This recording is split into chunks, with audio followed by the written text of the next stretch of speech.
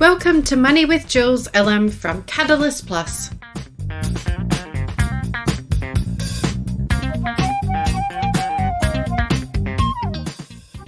This podcast is for the entrepreneur who is tired of working 60 hours per week in their business and who wants to spend more time enjoying life with their family and friends.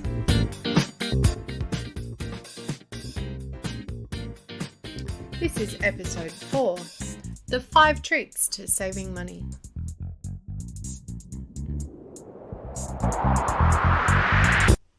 Welcome back. It is so cool to have everybody giving me feedback about the podcast, and I'm so incredibly grateful for you listening to me. This is Jules Allam from Catalyst Plus, and I am here talking about money with Jules.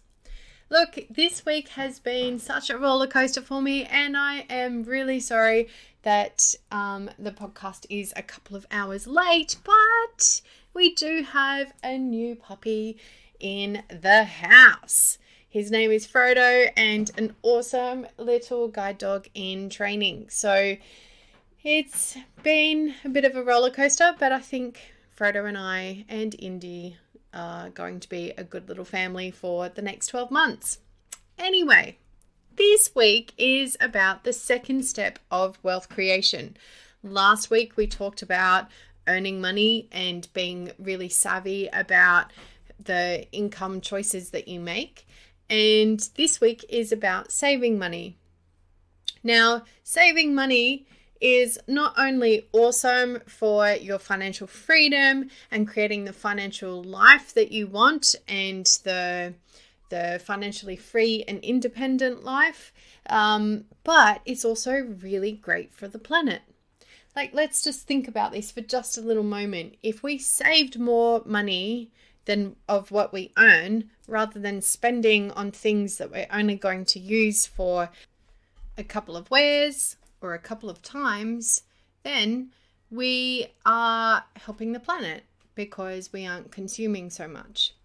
So that's the first really good reason to save money. The second really good reason is the more that we save of what we earn, the less that we have to keep working so hard.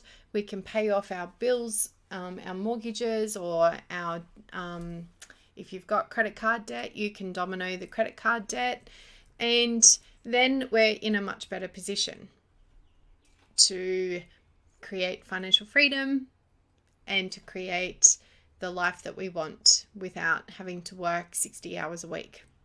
Now, these principles work for business owners and for individuals.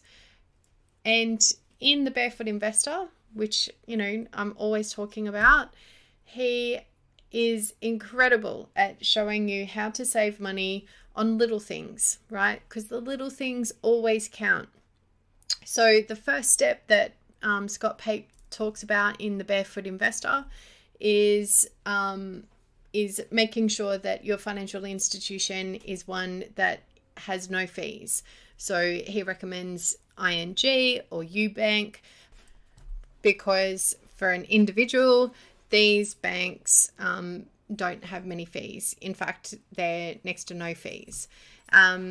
So from that perspective, that's really great because the average Aussie spends at least $500 a year on simple things like ATM fees and their monthly management fee for their bank account.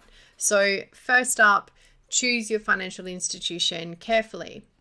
For business owners, what I recommend you do is you look for a bank.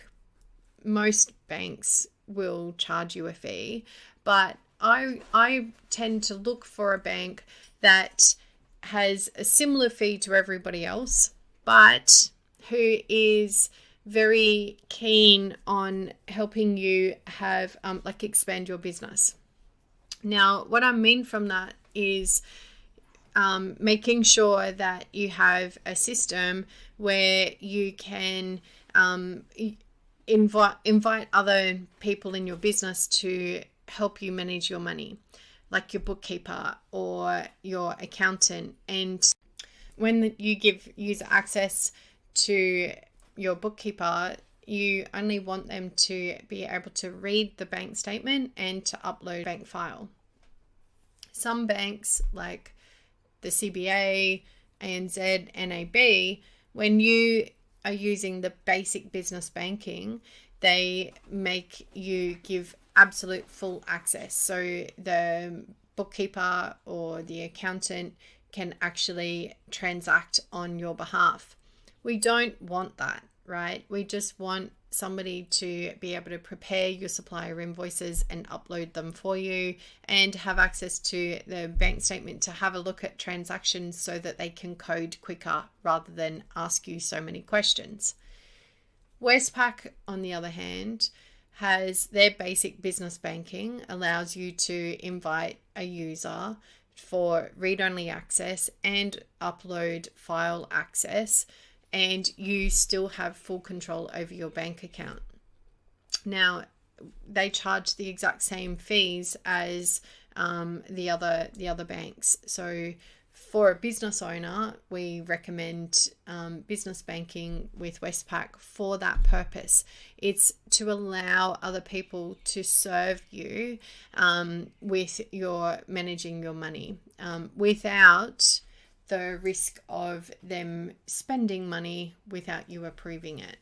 And of course, the onus comes back on you to keep checking the money that they're working with, right? So that's important as well.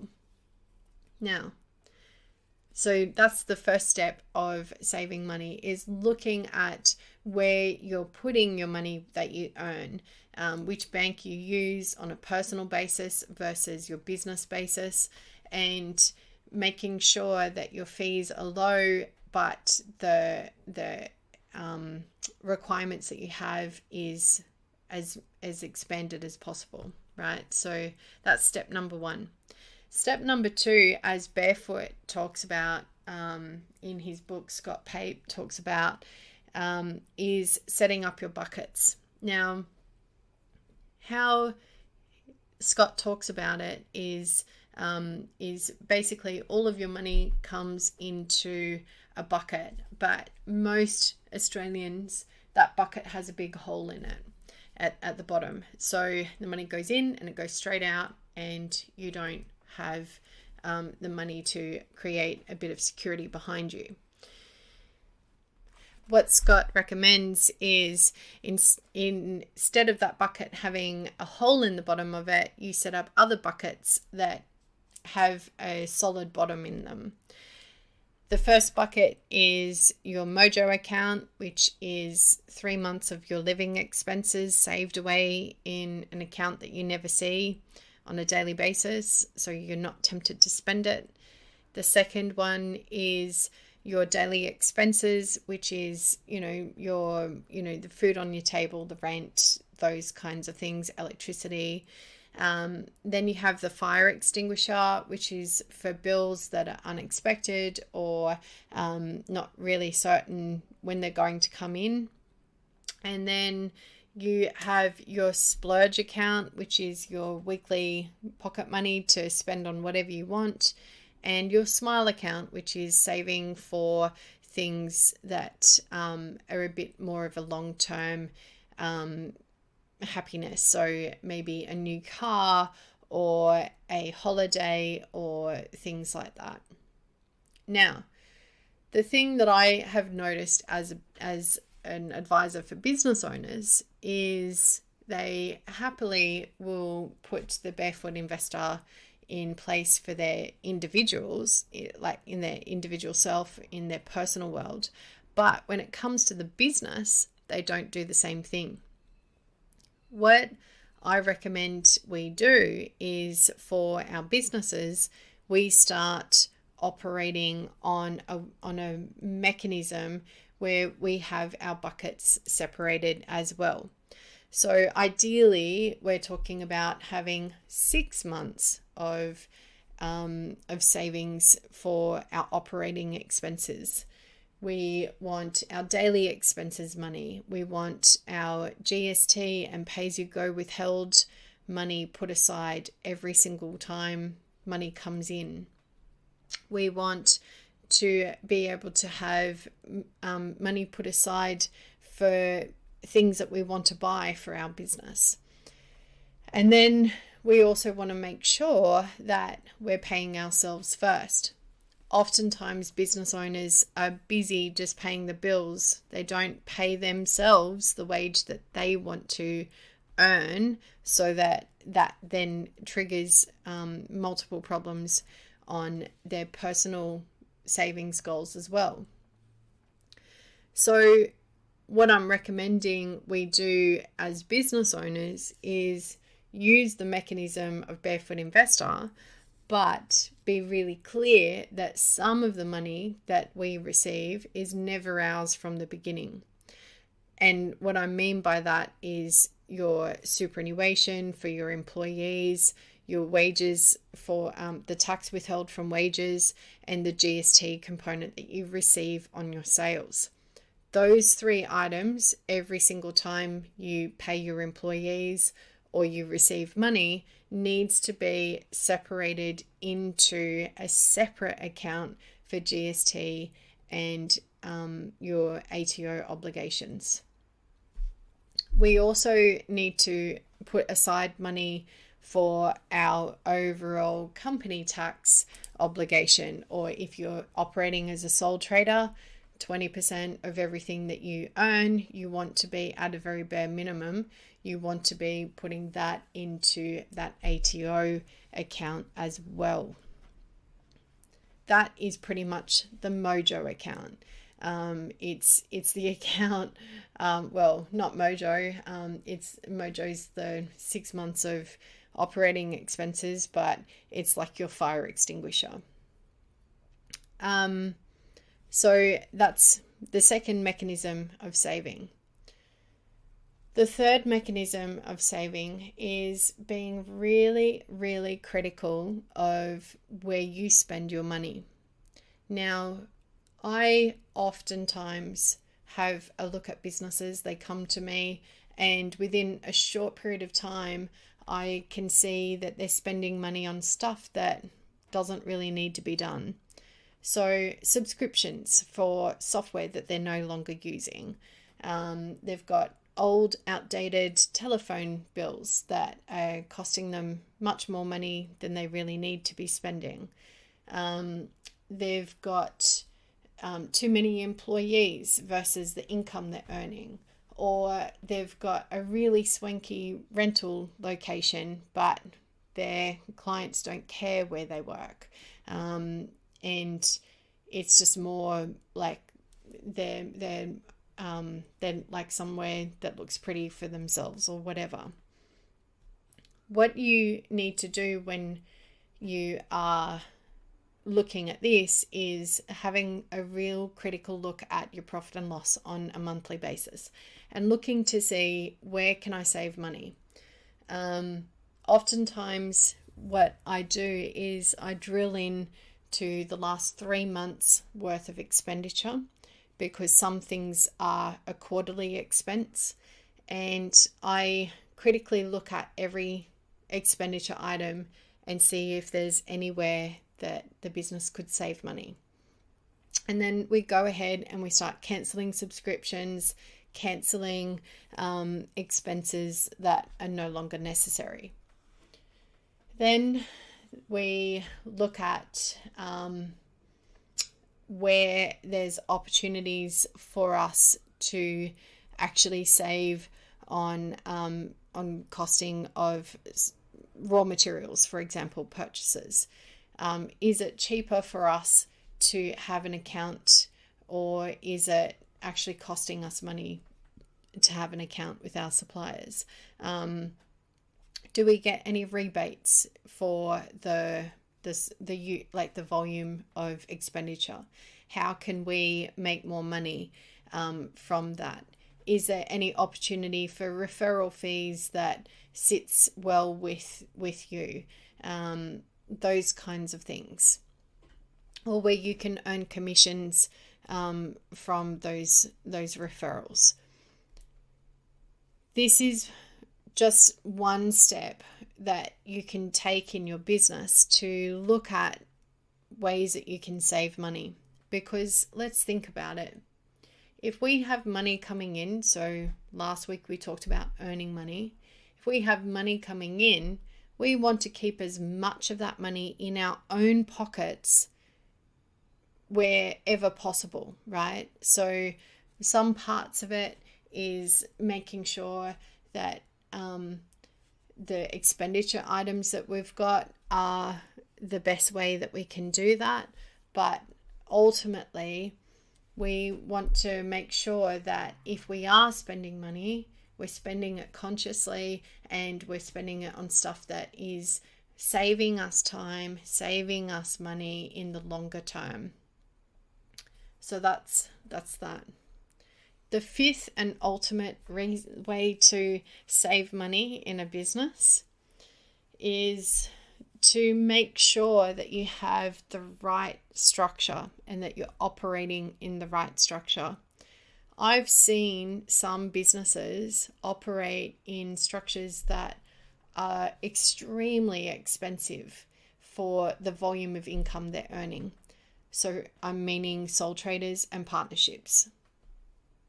These two types of mechanisms to earn money mean that you go straight into the individual tax brackets, and after a certain value every year of profit, then you start making paying a lot of additional tax in excess of what you actually need to do. I've seen this cause people to pay 50, 60, and sometimes 100,000 in tax more over a 3-year period than they should have ever paid. And that is because they're using these older, simpler structures. There's structures out there like companies and unit trusts that are a lot more cost effective when it comes to the tax part of your expenditure. And that's where we really want to be looking at.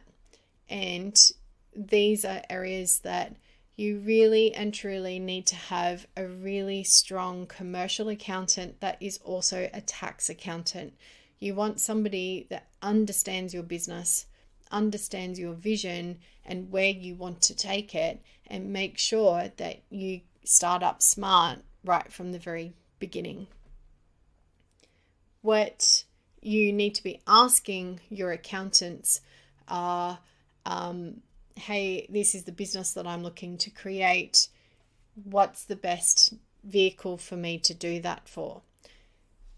Sometimes, like in the old days, setting up a company used to be really expensive and cost prohibitive. And when you look at it, it's actually not that cost prohibitive these days. It's, you can set up a company for $600-$700 sometimes, depending on where you are setting it up from. If you do it online, it's relatively cheap. But you really need to be using an accountant to help you with the tax strategy for how you can grow your business and make it cost effective. In the old days, it used to be cost prohibitive to set up as a company, but these days it's pretty cheap. So that's my 5 tips. So your first tip is make sure you've got the right financial institution, so you're not paying too many fees. Your second tip is to set up your savings buckets and the different spots where you use your money. And the third is to be really critical of your expenditure and do an expenditure audit, both personally and business-wise. And then the fourth is to make sure that you are operating in the best tax structure that you possibly can, so that you can keep more money in your pocket rather than paying extra tax. And that's it. That's my 5 easy peasy lemon squeezy savings tips for business owners. I hope this was of help for you, and I'm really looking forward to seeing you again next week for our Money with Jules. Have a rockstar weekend.